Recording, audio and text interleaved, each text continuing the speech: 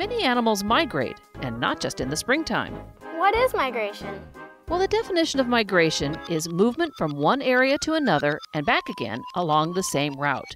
So it's sort of like recess.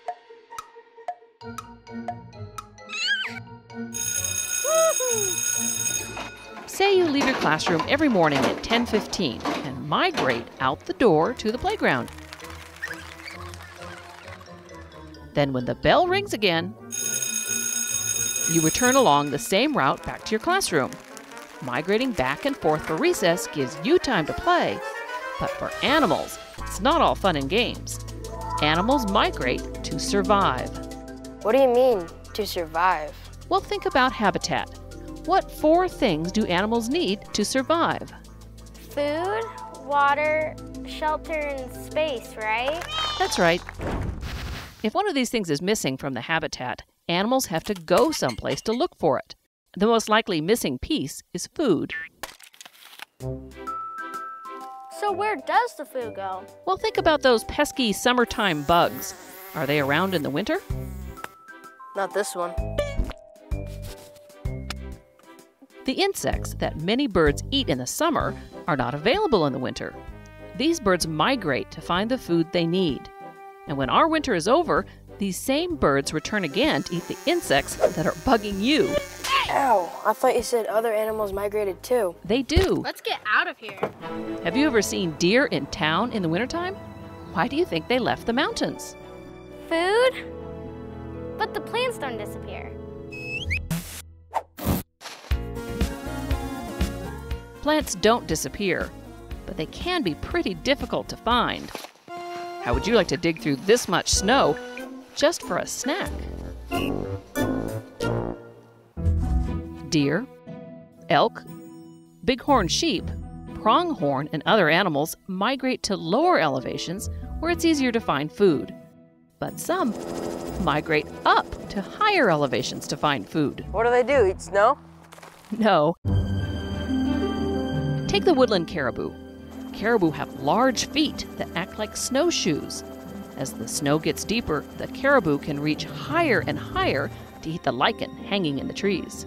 Is food the only reason why animals migrate? Not always. Another big reason animals migrate is to make more animals. Have babies. Finding good places to make nests or to lay eggs gets animals on the move. Are we talking about birds again? Birds aren't the only animals that lay eggs. Take reptiles and amphibians. The spotted frog hops 1/4 mile to find the perfect spring to lay its eggs.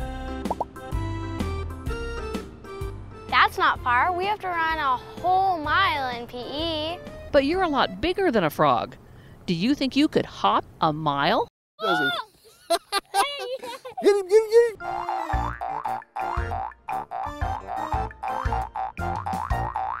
Well, maybe that's harder than we thought. Well, if you thought that was tough, do you think you could swim 900 miles?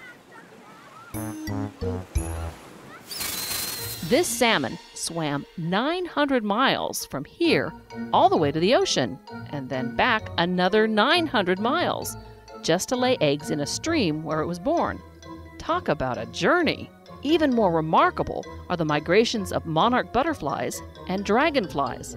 Monarch butterflies travel up to 3,000 miles, and scientists aren't sure how far dragonflies go. Both head south in the fall to escape the snow and cold.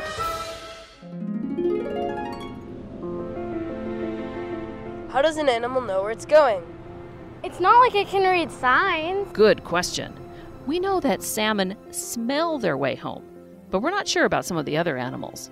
This is one of the mysteries scientists have been studying for a long time. Is there something in animals' bodies that give them a feel for where they are? Do they use the stars or the sun to navigate? Do they memorize landmarks along the way, like you memorize your route to school?